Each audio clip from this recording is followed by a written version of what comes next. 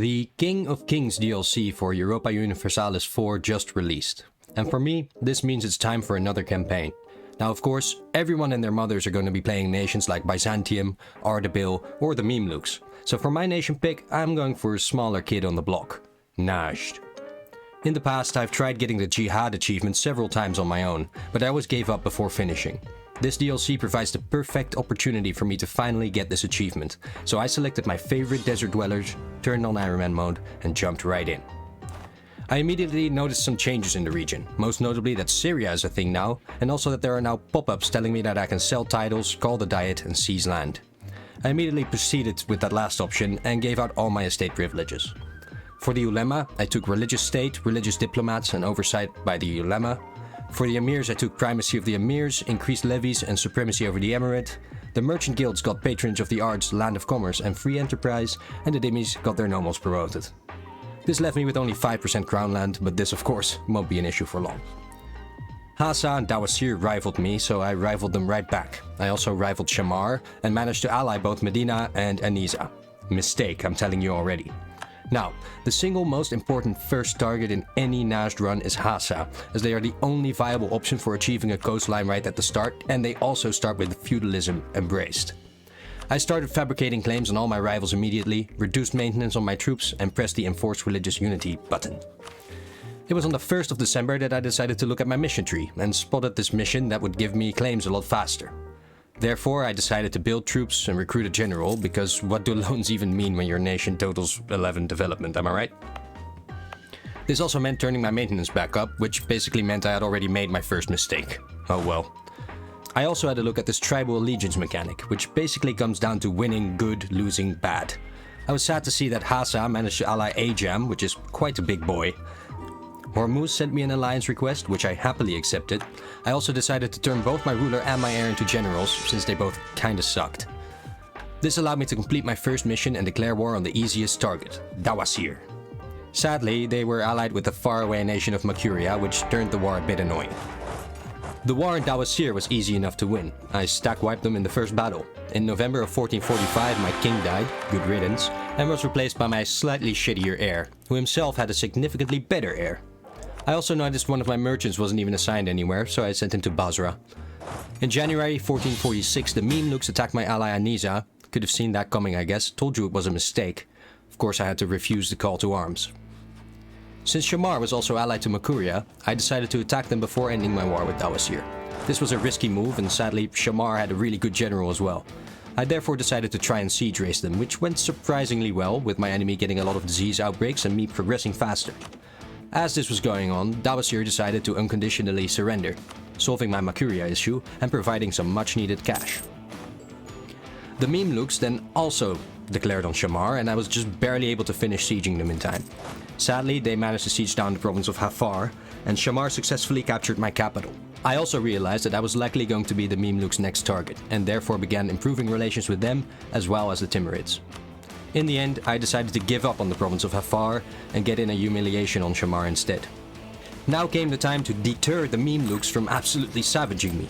The only other nation willing to ally me was Yas. But OMG, Yas! So I took those. Medina treacherously broke their alliance with me, and I secured a royal marriage with Ak Koyunlu to get them to support me. I was also able to complete the Tribal Feuds mission and the Rulers of NAJD mission, giving me more claims, tribal allegiance, and manpower recovery. I successfully allied Ak Koyunlu and began working on allying Yemen. Since I still had a royal marriage with Medina, this would temporarily put me over the relations limit, but it was worth it. After finishing some cores, I was able to state some land and reduce autonomy everywhere, bringing my force limit up to 9. By the 11th of November 1449, exactly 5 years into the game, I was able to seize land, bringing my crown land up to 20%, and I had stated my entire country. One of the more unique challenges when playing NAJD is that you start off without the feudalism estate. This meant that it was really important to get some feudalized land into our possession as soon as possible. Since Hassa was off the table, the best target for this was our newest rival, Miklaf. First though, we had some rebels to deal with, and a city to improve for the City Amongst the Dunes mission. So I did all that, and then wanted to go for Miklaf. However, I then noticed that Ajam was in trouble, and declaring on Hassa could get me both their land as well as get Medina into a war without the Memluks. So I did that instead. Medina was easy enough to deal with. Hassa was a bit tougher because they were now on military tech 4. So once I occupied Qatar, the only province that Hormuz had an interest in, I called Hormuz into the war. Right after that, the Mamluks forced Yemen to break their alliance with me. Not good. Only a week later they declared war, and yeah, that was the end of my first attempt. Turns out that the start is real tricky as NAJD, with the Mamluks seeming more aggressive than ever before in this patch. It was time for attempt number 2. On the second attempt, Shamar did not rival me, but Medina did. I allied Hormuz and Yas and immediately started working on my missions. I also started improving with the Mamluks and the Timurids in the first month. Thank Allah, this time I was able to attack Hassa while they only had a single ally in Hadramaut. However, to deal with their level 3 fort, I was gonna have to recruit the Free Company. After eventually sieging all of Hassa's mainland, I was able to piece them out for all of those mainland provinces and enough money to cover for some of my loans. I immediately mothballed the fort in Qatif, got rid of the Free Company and started planning my next war. All in all, I was now already in a stronger position than before because A, I had land with feudalism, and B, I was not bordering the Mamluks. On top of that, I was able to ally the Timurids in February of 1447. At this point, I did some deving in my capital to make my income positive and decided to wait a little bit before declaring my next war. Early on, I do believe slow and steady wins the race for NAJD. By April 1448, I could state the land I took from Hassa and reduce autonomy there, increasing my force limit to 9. I was also able to take the tribal feuds and city among the dunes missions, which then allowed me to pay off my low-interest loans, retake larger low-interest loans, and pay off my high-interest loans. Complicated. I then recruited 2 extra infantry regiments and prepared to attack Shamar. For this war, I would call in Hormuz to help compensate for their alliance with Yemen. A number of swift stack wipes later, I was able to fully siege Shamar. After getting military access through Miklav, who I have to befriend for an estate mission, I could get to Yemen as well. That is after dealing with some Hassalese rebels, which did not go well. Then disaster struck again, with my 2 allies going to war against each other. I decided to side with the Timurids and leave Hormuz to their fate. Despite this, they still solved my rebel problem for me. Yemen, at this point, had had their army completely destroyed by the Mamluks, allowing me easy victory in my war. There was an unconditional surrender before I could even get to Yemen, leading my new borders to look like this. I needed more allies at this point, so I went for Yas and Miklav. I also decided to rival Hormuz, as they were now without allies and looking like a juicy target. My king died in December of 1450, leaving me with an equally bad king and no heir. By 1452, I had stated all my land and pushed my force limit up to 10. Then, in order to power through the mission tree more, I decided to recruit this cheap diplomatic advisor which I got from the estate mission to befriend Miklav. I decided to buff conscript from tribes, since a full year of manpower is going to be useful at any stage of the game, and at some point I will probably have enough money and army tradition to get better generals and pay my cavalry without issues. I got this really bad heir, who I unfortunately have to keep for now since I cannot afford to lose 50 prestige ahead of a tight war. Sadly, I waited a bit too long and almost everyone around me now had military tech 4, meaning it was not viable for me to be going to war at all. In late 1453, the Timurids finally managed to cross onto Hormuz Island, which had taken them a good year or 2 to achieve. Then I noticed something horrible. My 2 main targets, Dawasir and Hormuz, had allied. There was one alternative though, the Shia nation of Mushasha. Because both Mushasha and their main big boy ally QQ were currently being torn apart by the Mamluks, QQ wouldn't help Mushasha. This was my next big opportunity and I went for it. Ajam and Luristan also managed to snatch some land from Mushasha, and then they unconditionally surrendered to me quite early on. Before that war ended, I got to do my first government reform and went for martial society, providing me with 20% national manpower. I spent like almost a year sieging Mushasha before realizing they had already unconditionally surrendered before the Mamluks even pieced them out. Derp. But yeah, then I full annexed them, and with the money I got, I was able to finally embrace feudalism and shoot straight up to military tech 5. I had now reached the highly respectable number of 69 development, but I was not out of the woods yet. I was, however, able to start paying off some loans and start building up my country somewhat. I allied Baluchistan and considered attacking QQ after what Ajam did to them. However, I decided that snaking right in between Ajam and the Mamluks might be asking for trouble a little bit too much. By 1460 though, I was starting to hatch a new plan. One that had to do with a little island nation that was left of Hassa. Hassa, you see, had allied Hormuz, allowing me to break up their alliance with Dawasir. Preparations would take some time, however, as I would need a fleet to make full use of this war. With the help of burgher lands, I set about building that fleet. Around this time, I also started to convert some of the Shia provinces I had conquered with the help of the enforced unity of fate, estate privilege for the ulema. Sadly, before I could ever execute this plan, the Mamluks declared on Dawasir. The silver lining was that Hormuz refused the call, meaning I could declare on Dawasir as well. Soon after the start of that war, the greatest blessing in my campaign so far occurred. My king died while my heir was still a kid, leading absolute Chad Lord Abdullah I, the 533, to take over the country, with his 346 heir Fahd. On top of that, Abdullah I was an inspiring leader. Something tells me Najd is about to get thick. The Mamluks pieced out Oman almost instantly after reaching their lands, black flagging their armies and allowing me to secure all of Dawasir. Well, Miklaf took one province. I did have a bunch of rebels pop up around this time, but that was really not so important considering how things were looking up. I took care of them quite swiftly after sieging Dawasir. Then there was a simple slapdown of Oman, which did sadly cost me some loans, but then the war was over. My victory was great. I vassalized Oman and took 3 provinces of Dawasir.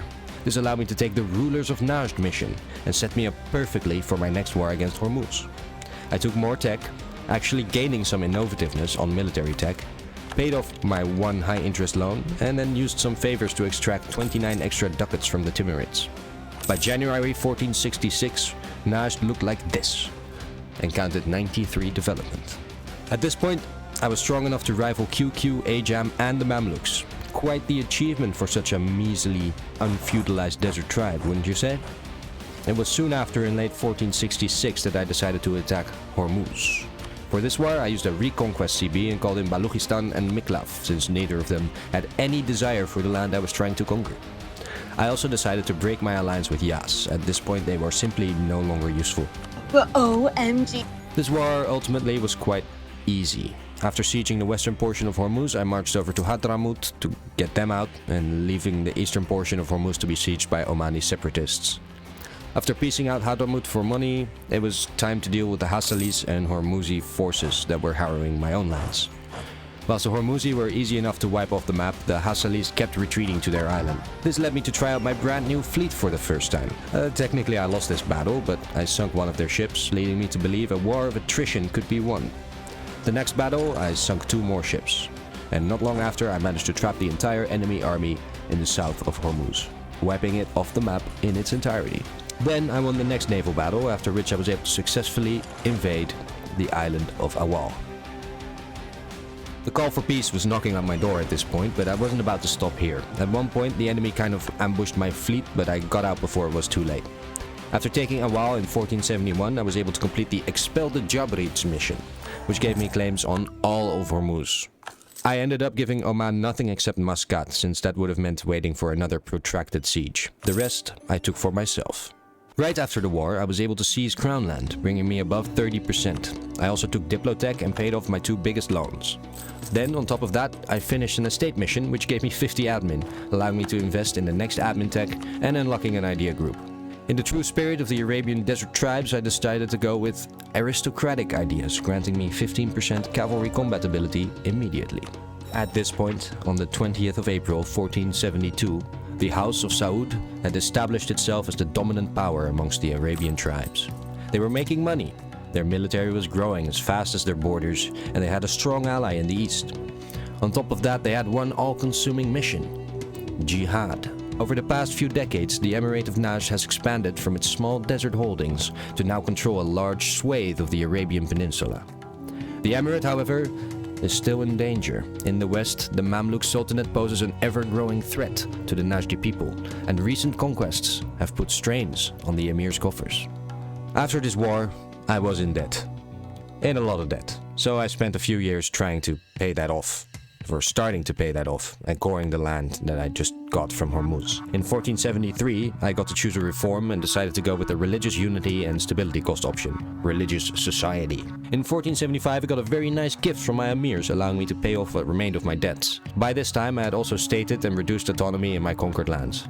This also allowed me to rival Ethiopia and the Mamluks, and it was now time to stomp some rebels. This process unfortunately forced me to take on some new Burgerlands, and then something bad happened in the east. The nation of Fars, supported by all the other Timurid vassals, the Ottomans and Delhi, declared independence from the Timurid Sultan. For obvious reasons, I was in no position to help, so yeah, there went my most important defense against the Mamluks. Luckily, my force limit was as high as 20 by this point, so I used the money I had from the Burgerlands to expand my army. You know, just in case. I replaced the Timurids with Delhi and began slowly thinking about my next war. I then noticed the Ottomans were almost willing to ally me as well, so I royal married them and started working on that. A mere month later, the deal was done and I had ditched Baluchistan to ally the Ottomans instead. I used some admin power to reduce inflation, which drastically improved my income, and built my first mosque in Diriyah. My glorious heir died in a hunting accident in late 1478, which was tragic. In May of 79, I did a quick and easy war against Yas, permanently putting an end to them. After this, it was time for a bigger war against Mara, Aden, Adal, and Baluchistan.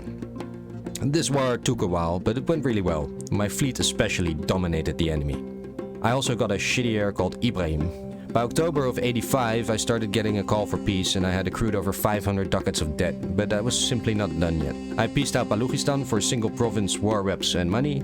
I white-pieced Adal, who was now involved in another war. I then took 3 provinces off of Aden and fully annexed Maghra, turning the Rub al-Khali a nice NAJD shade of green. Through selling titles and spending the money I had just stolen, I was able to pay off all of my 5% interest loans, and completing the Wealth and Power mission allowed me to get down to only 2 1% loans, totaling about 120 ducats. My most important victory here, however, was that I had conquered the province of Aden, which had the Renaissance fully embraced. Now I just needed a way to spread that Renaissance to the rest of my country. To achieve that, I had to get Hadramut, but Hadramut was allied to the Mamluks. My best target, therefore, was their other ally, Varsangali. First though, I had another round of coring, stabilization and rebel stomping to get through. Halfway through this process, I decided to buy my stability up to 2 in order to get the Protect the Caravans mission. This made me the most powerful trader in the Basra node, turning my balance slightly positive just in time to avoid another loan. By 1490, I was ready for the Varsangali War, and declared in October. The war was easy enough. Somewhere in the middle of it, both of the generals I had been using died, but they were swiftly replaced with these 2 Chad lords.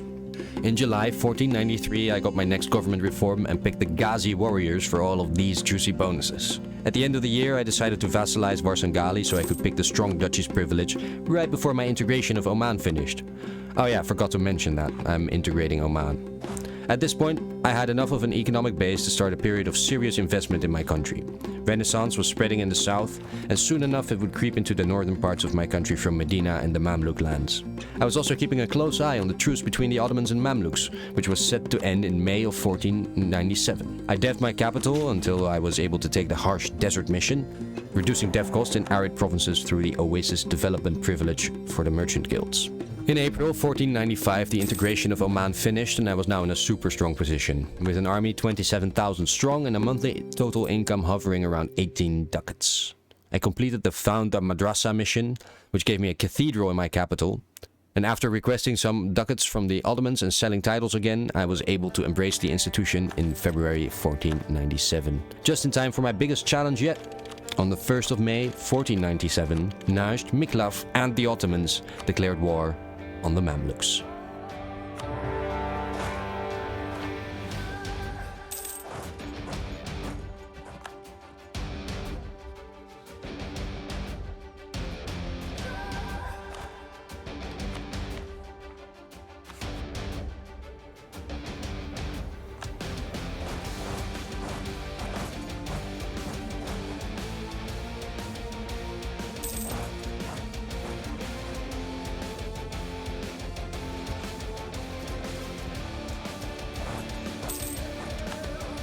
I unfortunately lost the initial battle in Sana'a, but the Ottoman army swiftly avenged that loss.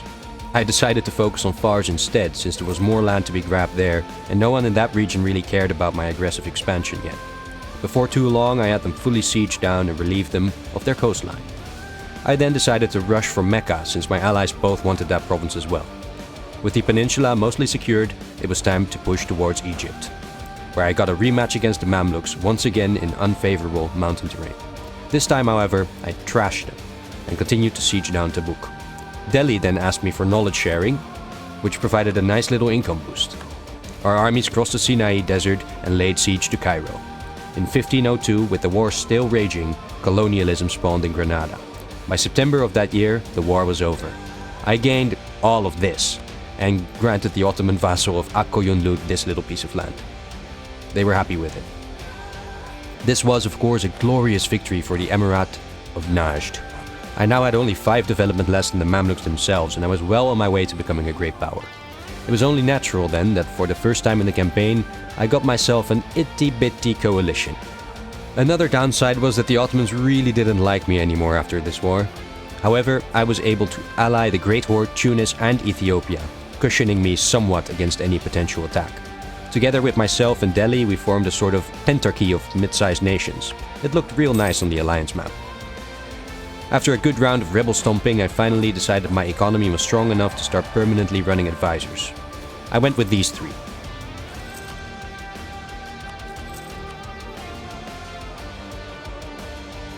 This allowed me to complete the Promote Shura and Traditional Interpretation missions.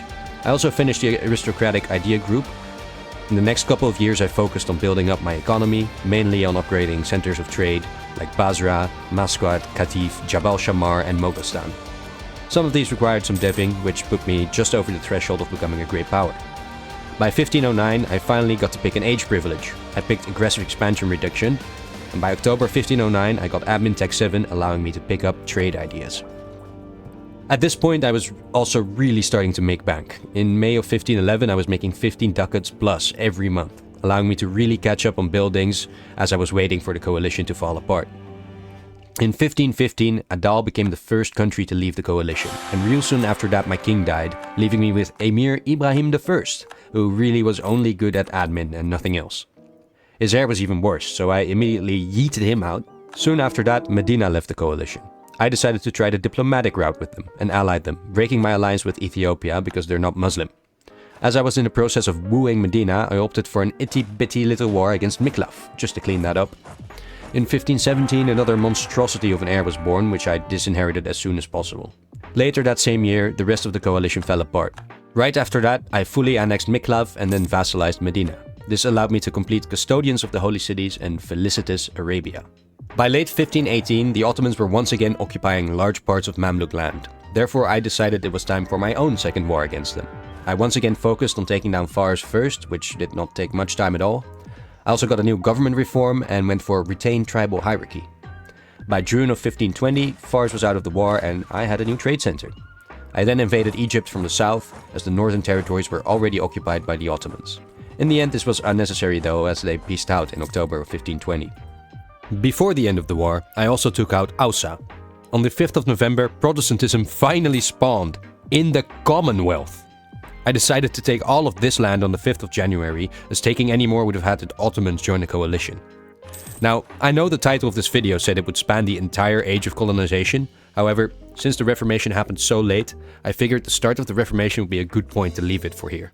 So, on the 16th of February, I decided to pause the game. We will leave Najd with 530 development, 36 ducats total income, 44,000 troops, a max manpower pool of 60,000, and 2 provinces with colonialism embraced. Now, this video took a lot of time and effort to make, so if you would like to see how this campaign continues, do make sure to leave a like, subscribe, and do all the YouTube stuff, so I know that it is worth continuing. Thank you for watching until the very end, and goodbye for now.